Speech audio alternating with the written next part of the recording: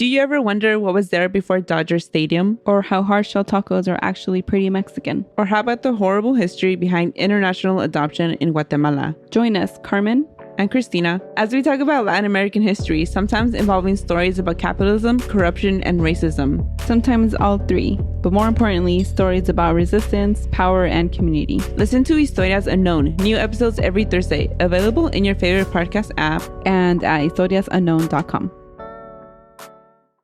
We are Cultivate. We are Cultivate.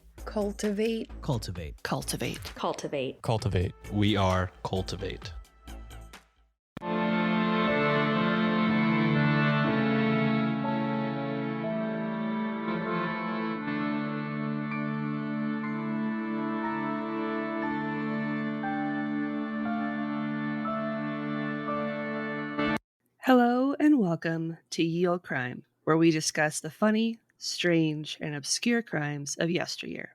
I'm your host, Lindsay Valenti, and with me is my sister and co-host, Maddie Stengel. Hello. Hello!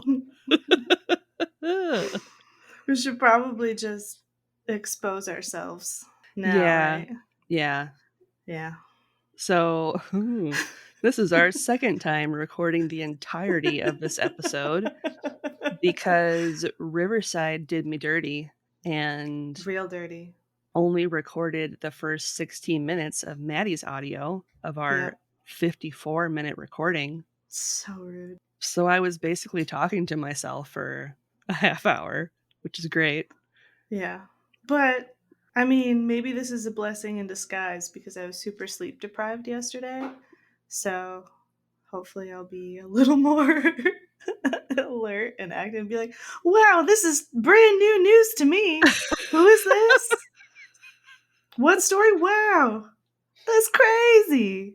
Wow. But yeah, we had a warning pop up and we did not heed it. Yep. And we now have to suffer the consequences of not listening to an error message. Yep. PSA children, always heed the warning messages. Oh, your computer is smarter than you. You just gotta admit it when you're Trust wrong. Skynet. Just all hail Skynet. Submit. Our Lord and Server.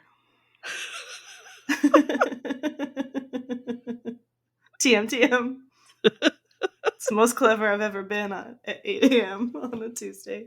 Yeah, we're recording this literally the day before it's supposed to go live. Literally the day before. The morning before. So, yeah, you're welcome. On that note, so I can spare myself some editing time, let's get started. Yay! This week, we're going to be discussing a topic that has some relevance to us, which we'll get into, but we're discussing Grace O'Malley. All right.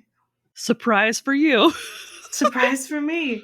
All right. Information was pulled from the following sources: a 2022 Forbes article by Margie Goldsmith, 2022 Irish Post article, 2021 History Extra article, 2021 World History Encyclopedia article by Joshua J. Mark, 2019 Mental Floss article by Catherine Curzon, 2018 All That's Interesting article by Daniel Rennie, 2005 History Ireland article, Genie.com, a Royal Museum Greenwich article, The Way of the Pirates article, and our good friends over at the Wikipedia. And links to all of these articles will be included in the show notes. Awesome. Got something you want to say? Shoot us an email over at yeoldecrimepodcast@gmail.com. We'd love to hear your story ideas, see any gifts you send our way, or if you just want to say hello. We're pretty friendly. Speaking of friendly, if you'd like to have real-time conversations with us, consider joining our Discord over at the Cultivate Network. You can chat with us over at the Old Crimers Cubby, or catch up with any of the other great creators that are part of the Cultivate family of podcasts. Just click the link in our show notes or over on our link tree to get started today. This has been on our list for a while, and we have an interesting familial connection. Grace O'Malley is the paternal grandmother of the husband of our 11th great-grandmother on our dad's side. Woo! So we are basically kissing cousins. Yep. Kissing granddaughters. Fun fact, we are now honorary pirates. So. Yes. Congratulations, Lindsay. High five. I've only been on a boat twice. I've been on a handful of boats. I've been on one sailboat and one pontoon. I went on a ferry when I was in Hey. Ireland. There you go. So You were closer to her than I've ever been. this is true. This is true. All right. Well, let's find out why she's so cool. Yep. Grace, who is known in Gaelic as Grania Niwalla, was born in Olde, Connacht, Ireland in 1530 to parents Ewan Dubdara O'Walla, or Owen O'Malley, and Misha Niwalla, or Margaret/Maeve. Like, I saw the same thing Mm-hmm. on different sites. Like, half of them were like, her name's Maeve, and the other half were like, she's Margaret. So Maybe that was a nickname. or like, Kind of like Maggie, just a different. or that was, The Christian version of Maeve. yeah, I don't know. Margaret. Could be. I mean, this was the time when everybody was very persnickety about Christian names and Christianity in general. So Yep. it's like when you have a white name Yeah. that some friends have, Or like when a lot of Asian Americans have like their actual name and then they Yeah. have quote unquote American name. Her father was a chieftain ruler of Olde and came from an ancient and powerful dynasty in Connacht that had ruled the western coast of Ireland for over 300 years, That's so crazy. which is bananas. Yeah. Ireland had a unique legal system in place at this time known as Brehon law, in which chieftains were elected instead of just inheriting the title via primogeniture, which is Mhm. essentially like having it passed down from one generation to the next, like the firstborn son. So it's essentially the in-between of a monarchy and a democracy. Yes. Not quite a democracy because you can't just pick anybody. Yeah. And it's not quite a monarchy though, because you can decide which family is the more powerful family. Yeah. They're basically voting for someone within the clan Mm-hmm. to be the next chieftain or /lord, depending on what interpretation you're reading. Yeah. Also, more powerful clans use systems of clientship, which meant they would offer protection to smaller clans in exchange for their servitude and loyalty. And this explains why some historic figures are noted as coming from several different clans, either through fealty, marriage, or even both. Yeah. So it's almost like a more, to me, I can only compare it to like a more casual version of a monarchy, like with royal courts marrying higher up, like families strategically high, like marrying in to get more power. So just a different version, a different font of the same concept. So like if you were born a Spanish princess, but then you married into the English monarchy, and then so you're still like part of both. You still have the Spanish backing. Now your Spanish family has English ties and English protections. And Yep, exactly. Gotta love it. Yep. Very confusing. At the time of her birth, King Henry VIII was in power in England and held the title of Lord of Ireland. Oh, I'm sure that went over really well. Yeah. He's our favorite. He's the best. So fun. Tudors were so fun. The best of the editions of the monarchy. The best stage. The Tudor saga was the best. So cool. To set up some context, the English had first arrived in Ireland during the Norman invasion of 1169, when King Henry II of England personally traveled to the country to establish his control over it in 1171. Could you imagine that? You just like take a boat with your best buds that happen to have like weapons, and you're like, hey, this is mine now. Cool. Yeah. Like, just the idea of conquering, like, Christopher Columbus too. Like, hey, thanks for welcoming me. This is mine now. Yeah. Like, what? Yeah. Since then, the English magistrates would pit the various Irish clans against one another, providing land and gifts in exchange for them turning on and suppressing one another. And this will continue to come up during Grace's life and will continue to escalate throughout the years. And throughout time. Yep. Still So you kind of happening. You can still feel it. Yeah. Yeah. It's crazy. Grace's family gained their fortune by taxing anyone who fished in the water near their section of the Irish coast. Additionally, they were traders and merchants, trading as far away as France and Spain, although not all of their trades were legal, which is fine. I mean, you gotta have some fun stuff sprinkled in every now and then, too. Yeah, live on the Keep edge. it spicy. Keep it spicy. The fact that they profited both on land and by sea made them stand out amongst the other Gaelic families in the area, because most of them either were purely land-based in their trades or they were Yeah. just strictly like a seafaring people. That's pretty cool. They've got like a Hannah Montana best of both worlds scenario. Grace was the Hannah Montana of Ireland. She's got a blonde wig for the land and her natural hair for the sea. Wasn't that like the only premise? Yeah, would- and then her dad's Billy Ray Cyrus.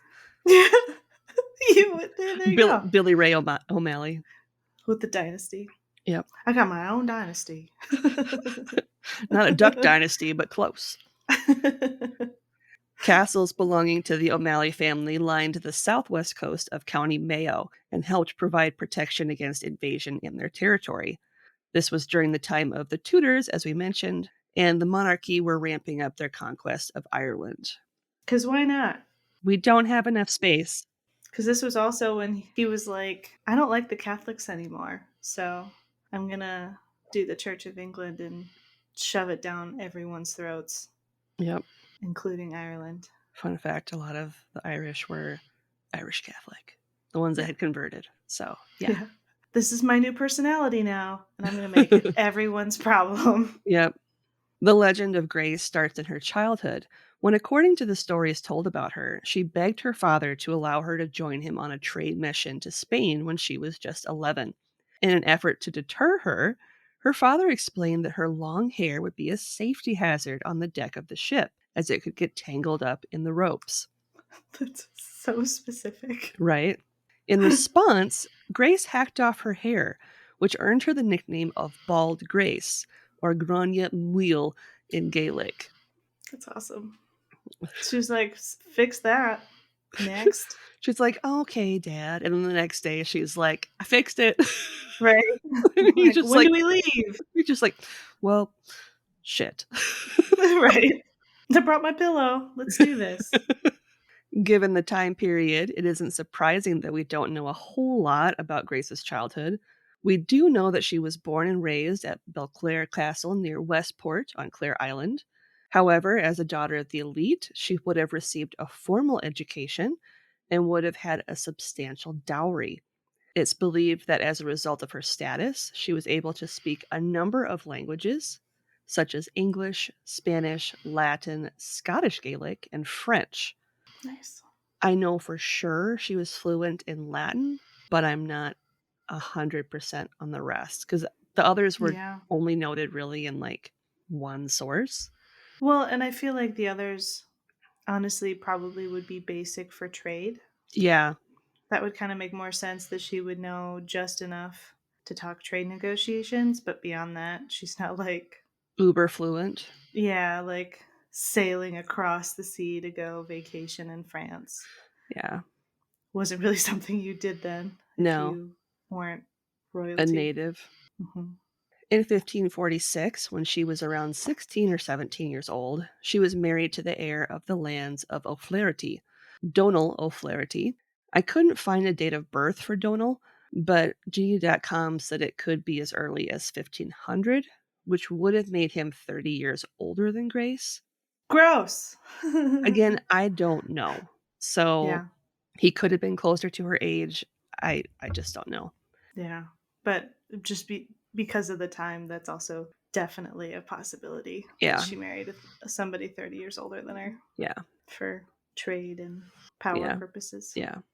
The pair lived at Bunelwyn Castle in Galway. It was a political marriage, hence why it would make sense that he was 30 years older than her. Mm-hmm.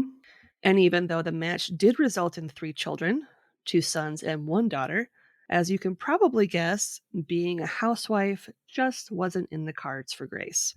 What? Right. She wasn't happy making cookies all day? Nope. Fish cakes. The children were Owen, Margaret/Maeve, and Murrah. I couldn't get any definite birth dates for any of them, just their names, but I do know that that was their birth order. It is said that Owen was the eldest and known to be kind and forgiving. Mm-hmm. The daughter, Maeve, was very much like her mother and would later in life go on to marry Richard the Devil's Hook Burke and bore him several children. I don't know exactly how many. Nice. Loving the bad boys. I didn't dive too much into it. I probably should have, but I didn't. Murrah took after his father and had a love of warfare. Of course. He also would beat his sister, refused to listen to his mother, and later in life would turn on her. Great. So super like son of the year. Sounds Yep. like son Yep. of the century. Yep. Cool. Someone's got the baby of the family syndrome. Some interesting facts about marriages during this time is that under Gaelic law, if the marriage was to be dissolved, the full extent of the dowry had to be returned to the wife, and they were also able to retain any of their property as well. Very modern. Soup's modern. Mm-hmm. They could also purchase property and goods independent of their husband, so they didn't need permission. Crazy. And it's believed that when Grace married Donal, she entered the marriage with several galleys and men to sail said galleys. So she had like her own mini fleet of ships, You know, casual. which would make sense given her family. Mm-hmm. Well, and if her dad was as important as they say he was, he would want her to have a fleet for protection. Yep. It would make sense that she just had a bunch of bodyguards that happened to be on a boat. Well, maybe that was part of her dowry, Yeah, could have been. now that I think about it. Who Mhm. knows? It wasn't long before Grace took the reins of their marriage, putting together a trade network to Spain and Portugal. She also personally led raiding parties on vessels that sailed a little too close to her shores. Oh, you know, She's like, fuck around and find out, guys. get off my lawn. Pretty much. That's my purse. I don't know you. Now your purse is also my purse. Ye old get off my lawn. In 1558, Queen Elizabeth I took power in England, who we also have a connection to, Mhm. and her aim was to increase her control over Ireland. As you can imagine, this didn't go over very well with Grace. Yeah, I have a feeling it wouldn't. Yep. Just two ladies trying to do what their dads were fighting about. The O'Flahertys were constantly feuding with the Joyces clan, and in 1564, the O'Flahertys sought to extend their territory. Grace's husband, Donal, was killed by the Joyces in an ambush in 1565 when she was around 35 years old. Dang. They mistakenly thought that it would be easy to overtake Donal's lands now that, quote, only a woman, end quote, was left to defend it. Only a woman. Okay. Clearly not paying attention. Yeah, clearly having zero idea who she was. Yep. They didn't expect her to drive them off so fiercely that her defense of her home was compared to that of a mother hen protecting her brood. Following this skirmish, the fortress was nicknamed Hen's Castle, but is more commonly known as Castlecirk. Nice. Following her successful protection of Castlecirk, Grace returned to her ancestral home of Clare Island with a group of her husband's followers and set up base there.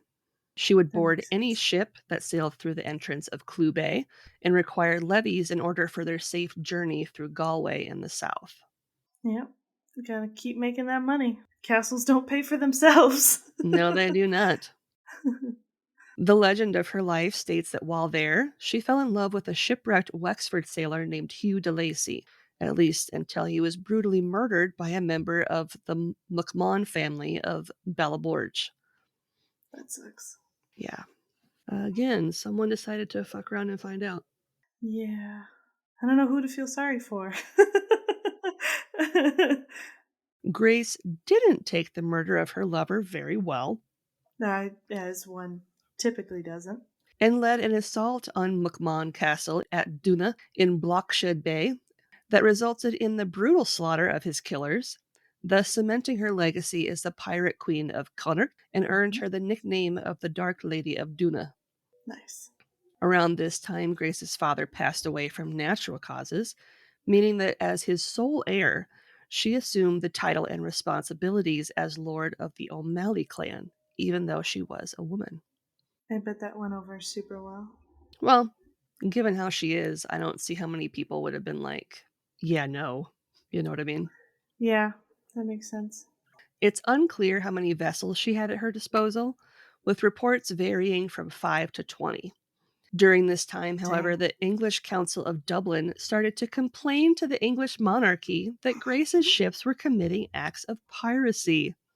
You guys, she's taking our stuff. Make it stop. She's so mean. Ugh. She beat me up on my own ship in front of all of my friends. Mom. To compromise and keep the peace, Grace offered to supply 200 fighting men to the English to serve in their army, even as she continued to plunder ships that entered the waters under her control. I mean, they didn't say stop. Yeah. So, In 1566, Grace once again remarried a man of high political standing named Sir Richard Ehrenberg, known as Iron Richard of the MacWilliam clan. nice. The pair agreed on a trial marriage of a year, at which point they would decide if they wanted to divorce. And I guess this was pretty common of Mhm. political marriages, Yeah. just to kind of be like, I like you, or I really dislike you. Like, we're done. Yeah. It's just so strange to me. Like, that's also just another fairly modern take, Yeah. you know? Like, something Yeah. that I wouldn't expect. So, kind of funny. Especially in the 1500s. Yeah, like, we can live together, I guess, and, like, be a couple, despite, like, Catholicism. Yeah. And, like, not looking at each other before marriage. Yeah. At the end of the year, Grace locked him out of the castle and dismissed him as her husband. Of course she did. She was like, and I'm done. Like, and trial period's done. I have made my choice. Right, results are in. You're out. Exactly. You did not receive the rose. Sorry. Right. Yeah, only thorns. Grace was pregnant at this time and set up her base of operations at Rockfleet Castle, which is a property she'd earned during the trial marriage. Nice. She was like, this is mine now. I'm Yep. taking this. Got your baby, got your things. Bye. Surprisingly, even after their divorce, Sir Richard continued to support Grace as an ally in her efforts protecting Ireland from the English. Okay. It's also been speculated that they didn't actually divorce at all. When Sir Richard was knighted, Grace took the title of Lady Burke and would appear with him at any official function that he attended. Interesting. Like friends with benefits almost instead of. Yeah, you're kind of high politically, so I guess I'll keep you around. Right. We're not married. You're scary, so I'm not going to continue to upset you. Yeah. It's said that Grace was so hardy and badass that the day after she birthed her son, Sir Theobald Tibbet Burke, who would go on to become the first Viscount of Mayo, aboard a ship in 1567, she was able to jump out of bed to aid in defending the ship from attacking Algerian pirates. You know, As one does. Post-birth diaper and all. Yep. It said she came at them with 2 blunderbusses, which are short pistols with the trumpet-looking end, screaming at them to, quote, take this load from unconsecrated hands, end quote, and promptly shot and killed the Algerian officers before capturing their ship. Awesome. As someone who has given birth to 2 children, I am not that badass. No. I could not have done that. Yeah, there's no running or Coughing. Just existing is hard enough. I mean, could you imagine? I'm picturing her in like a blood-soaked nightgown, like running on the ship, like shooting people. I'm sure she was wearing pants, but even Right. still, like just covered in her own blood. Yep. That would have been terrifying. It would have. Despite having a new baby, Grace continued leading raids along the coast against English vessels, which pissed off the Tudors when she kept stealing their cargo. Yeah. Grace had no qualms being aggressive in battle, And when her older sons would back off as if afraid to fight, she'd bully them into action by crying out, quote, "Are you trying to hide in my arse where you came out of?" End quote. Dang, Mom. That hurts my feel-bads. Got me right in the feel-bads. In 1574, the English sent an expedition to Ireland to put an end to her privateering of their ships. Although they were able to capture Rockfleet Castle, Grace was able to escape and push back their fleet with her ships. In 1577/78, the Earl of Desmond captured Grace and imprisoned her in Limerick for over a year before moving her to Dublin, where she remained his captive. The Earl was suspected of taking part in a plot against the Queen, so he handed Grace over to gain political favor, as one does. Right. Like, look what I brought you. Yep. Your enemy. Yeah. Ignore what I potentially did. Right. I'm not your enemy. She's your enemy. Look, she's trash. This And was in fixes jail. everything. She was finally released on good behavior from Dublin Castle, and likely helped by Sir John Perrot, who, although English, did not approve of the harsh treatment of the Irish. The only one in history. Yep. He was like, "This is wrong, you guys." He's like, you guys, I think we're being a little too harsh here. I think we're the baddies. So John just throwing things at him. In 1580, Grace helped her husband, Sir Richard, become the heir to the MacWilliam chiefdom following the chief's death. They were able to pull together a huge army that included the Gallaglass, which were elite Scottish mercenaries, in order to claim the title. I'm picturing them in like kilts, just like. I just think it's funny that she keeps getting gifted these like really insane men. Yeah, I mean, I'm sure it's she not. paid It's them. not because she's like delicate at all. They're like, you know what? We think you guys would get along. They're aggressive. You're aggressive. It's great. It's a perfect match. You wear dresses. They have kilts. Mm-hmm. Awesome. In April 1583, Sir Richard died of natural causes, leaving Grace to raise her 4 children alone and relinquish her claim to the MacWilliam title. At this time, she took up permanent residence at Rockfleet Castle, which she had reclaimed from the English. Yeah. Just 10 years after their embarrassing defeat at Rockfleet Castle, the English would fight back with the appointment of Sir Richard Bingham. He sounds fun. God. Sir Richard had been appointed Lord President of Connacht in 1584 by the monarchy in an effort to exert their authority over Ireland. The English's plan to gain complete control over Ireland was to subvert the traditional structure that Irish society was based on, that of clans and chieftains, that ruled over those clans and their territory. Scholar Jonathan Barden details exactly how Sir Richard planned to impose his will over the Irish people. Quote, in 1585, the Lord President unveiled his ambitious scheme to impose an ordered regime upon the province he governed. This he called the composition of Connacht. The lords of the province were no longer to live by billeting their warriors on the lands of their tenants, and by seizing butter, corn, and cattle as tribute. Henceforth, the employment of mercenary soldiers was forbidden. Tenant farmers would hereafter pay money rents to these lords, who in turn would pay taxes to the English crown and abide by English laws. In short, these great landowners were no longer allowed to be independent warlords. The composition of Connacht worked quite well in southern Connacht, but it was a different matter in the northern part of the province. Here, Grace O'Malley was among those who refused to be reconciled to the new regime. End quote. Yeah. Doesn't jive well with them. That makes sense. Just 2 years later, in 1586, some of his men were responsible for the death of Grace's eldest son, Owen. In addition to killing her child, he also took land and cattle, which greatly fueled her thirst for revenge. This same year, Sir Richard lured Grace into a trap and captured her, condemning her to death before her son-in-law, who was also named Richard, the devil's hook, was able to persuade the English to release her, as she was 56 at this time. And so old and frail. Basically a feeble old maid. Yep, too delicate. The following year, Sir Richard was sent to visit his political rival, the new Lord Deputy of Dublin, Sir John Perrault. Remember him? Yep. Mr. Like, everybody's not that bad, right? And he had to travel to England to meet with him. Mm. Sir John had not only pardoned Grace, but also her sons, and was spinning the tale that she was now quite retired and planned to stop her privateering ways. You guys, she's fine. She's changed. She's old.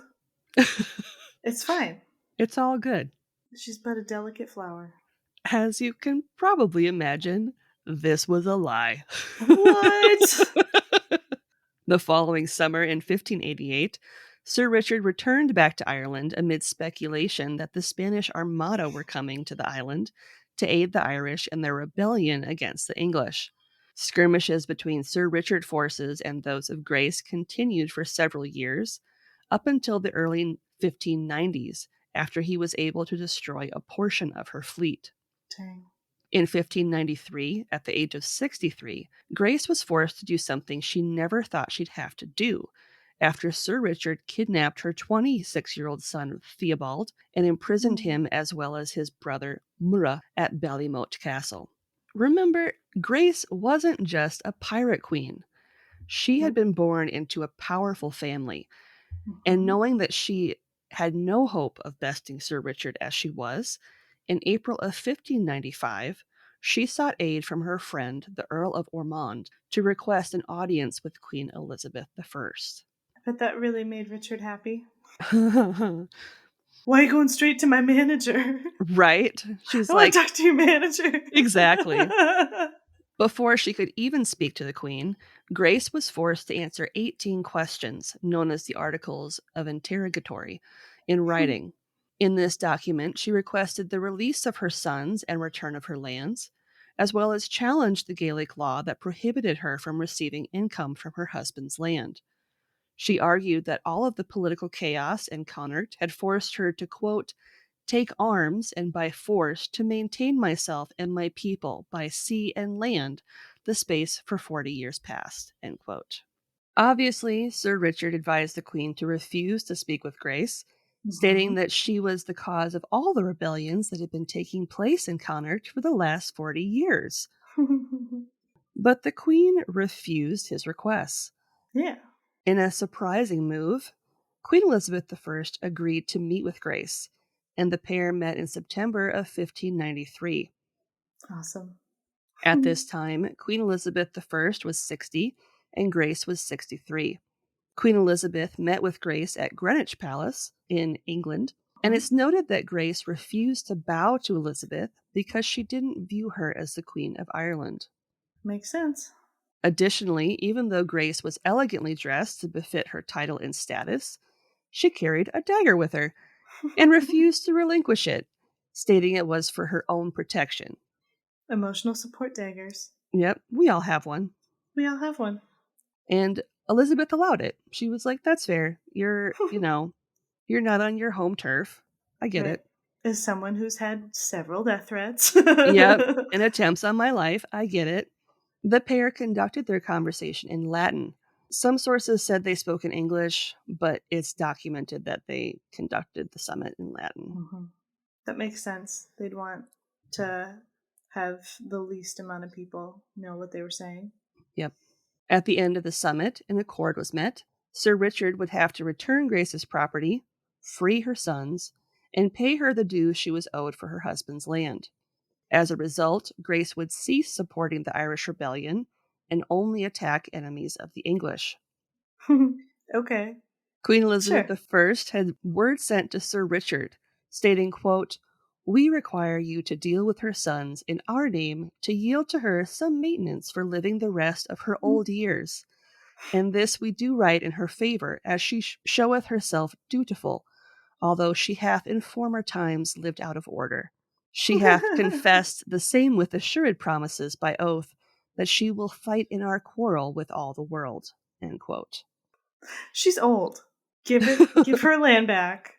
She's fine. She said sorry. Yep. I love how she called her old, even though she's like 3 years older than her. She's infirm. Just give her her stuff. She's not going to live forever. She's probably going to die next week. Yeah, it's of a fine. mysterious illness. It's fine. Although her sons were returned to her, Sir Richard refused to give her back the land she was promised. And following this, Grace virtually disappeared from public life. She did promise Queen Elizabeth I use of her ships and army during the 9 Years' War, which took place between 1593 and 1603 between the English and the Irish, who were led by Hugh O'Neill of Tyrone and Hugh Roe O'Donnell of Tyrconnell. Okay. I probably butchered those. I'm sorry, Ireland. It's said that in this, she did not keep her promise. Surprise. What? And lent ships to the Irish rebels, but refused to fight herself in the war following the Battle of Kinsale in 1602. I mean, that's a great way to not implicate yourself. I didn't fight. I wasn't there. They took my ships? I was feeble and infirm in my castle. Right. I was just too busy being an old lady living my life. How would that have happened? That's crazy. It's crazy. That's crazy.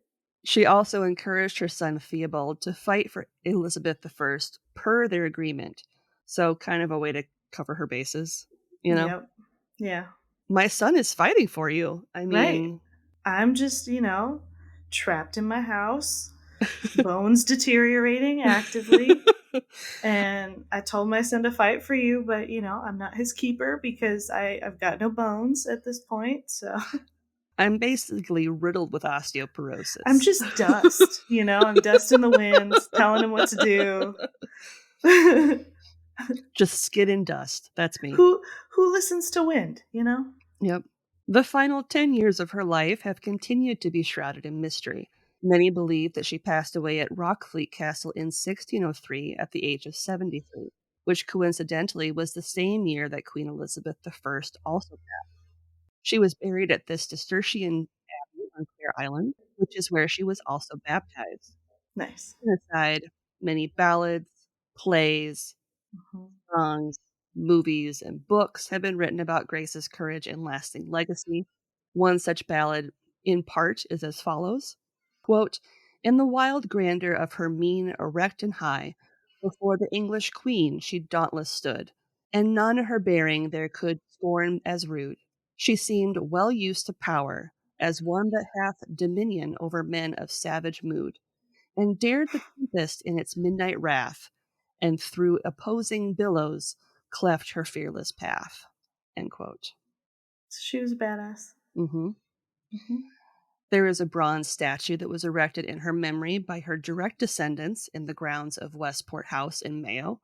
There is also a comprehensive exhibition about her life that was curated by historian Anne Chambers, who did extensive research on Grace's life and also put together a book about her in 2003 titled Ireland's Pirate Queen, The True Story of Grace O'Malley, 1530 to 1603. Awesome. Margie Goldsmith reached out to Anne to ask her about Grace, and the following is a quote from her Forbes article. Quote, "Grace O'Malley's life celebrates the power of true femininity. Despite the quote-unquote male orientation of her career by land and by sea, she never felt compelled to have to jettison her sexuality in order to compete and succeed in what was considered a male-dominated environment. Yeah. On the contrary, she used the qualities and assets unique to her sex to overcome the obstacles she encountered. What her story has to say about women competing in a male-only preserve, about breaking boundaries imposed on women by society, about marriage, motherhood, love, and family relationships, as well as the challenges posed by female aging, are issues that relate to women everywhere today." End quote. That's awesome. And true. Mm-hmm. And lastly, as an interesting aside, Sir Henry Sidney, Lord Deputy of Ireland, who met O'Malley in 1577, stated of her, quote, "a most famous feminine sea captain, famous for her stoutness of courage, commanding 3 galleys and 200 fighting men. This was a most notorious woman in all the coasts of Ireland." End quote. Nice. And that is the badass pirate queen, Grace O'Malley. Definitely a badass. Mm-hmm. Mm-hmm. You go, great, great, great something, Grandma. Right. If you're interested in ad-free content, consider supporting us with a one-time donation either over on Buy Me a Coffee or our Venmo page. both of which are in our link tree and in the show notes. If you'd like early ad-free content, not to mention some bonus material, become a member of our Patreon today for as low as $1 a month. Spooky Spouses, a podcast about ghosts and stuff. Are you interested in the paranormal? And then all of a sudden we hear this. Down a hallway, when there's no one else there, I would go, maybe there's a ghost farting around these halls. Intelligent conversations? We don't know a lot. We don't at all, and we never claimed to. Furbies? Do these things so you could essentially kiss the Furby, but you're really kissing your ghost partner. Furbies again a little bit? I don't know what you want your Furby for, to but kiss. Biting people? Do you like a food enough to bite middle schoolers for it? no. Do you? Mystery boxes? A box full of human heads was reportedly stolen from a medical supply truck in Denver on Thursday. Find the Spooky Spouses wherever you get your podcasts. Excuse me.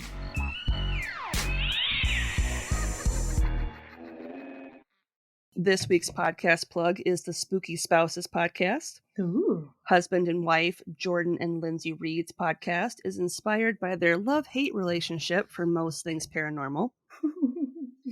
Topics include possessions, unsolved mysteries, urban legends, cryptozoology, haunted foods, and their creepy neighbor. Haunted foods, I need to check out. Yeah. That's definitely intriguing. I want to know if there's a haunted sub sandwich. Just spaghetti noodles floating around. It's a haunted bologna and cheese. New episodes are released every Monday, and we'll have a link to their show in the show notes. Nice. What's something good you'd like to share? I'm going to change it from the one I had last time, because I got some slightly better news. I'm starting a full-time gig again. I don't have to freelance anymore. Woo! So I'm in the middle of finalizing all the good paperwork, and then I get to have, fancy, nice health insurance again, and, live better instead of sporadically. So I'm very happy, and I think it'll be a good job, and we'll see what happens. Yay! Yay! How about you? What's something good? I'm also going to change mine. Ooh. You don't get to know what the original was. Because it didn't record. Yeah. Or it was just you. It was just you me talking into the wind. I was just talking to skin and dust. I was cosplaying as Grace at the time. All we are is dust and skin. All we are is dandruff in the wind. We're also, in addition to being part of the Cultivate Network, we are part of the OSA Network, which is a woman-only network of podcasters. And we have been accepted into their Amplify program, which is a month-long learning program to kind of learn how to better promote your podcast, ways you can improve, all that kind of stuff. That's and awesome. It actually starts the day of this recording. So nice. I may have you attend some of the sessions, Maddie, that I cannot attend because it's on Tuesdays and Thursdays. Okay. And Tuesdays are Girl Scout nights. Girl Scouts. Yep. Yeah. I'm excited to learn what they have to say, see Yeah. if there's ways that we can improve the podcast and spread the word and get more listeners. So, yeah, more to report on that later. Very exciting. And on that note, I'm going to shut her down. Sounds good. Looking for more content? You can find us online at yieldcrimepodcast.com. If you'd like to see pictures from this week's episode, not to mention bonus content and funny memes, make sure to follow us on Twitter at YieldCrimePod and on Facebook and Instagram at YieldCrimePodcast. On TikTok, of course you are. Follow us at YieldCrimePodcast. If you'd like to support the show, but you can't do so financially, a great way is to leave a 5-star rating and review wherever you can do so. You can do so on Apple Podcasts, Podchaser, Good Pods. I think there's some others like on Podbean. Basically, wherever you can leave a review. This week's review comes from Podchaser, from our friend Marissa over at the Victorian Variety Show podcast. Hi, Marissa. Hi, Marissa. And she says, I really enjoy this podcast. I am particularly interested in Victorian era crime history, and I learn a great deal from the cases that are discussed on the show. Thanks. Thanks, Marissa. Mhm. If you want a playlist of all our episodes on YouTube, click the link in our show notes or in our link tree and subscribe today for not only a list of our full catalog, but a separate list as well, just of our Can You Crack the Cramp Word segments. And on that note, as always, I'm Lindsay. And I'm Madison. And we'll see you next time with another tale As old as crime.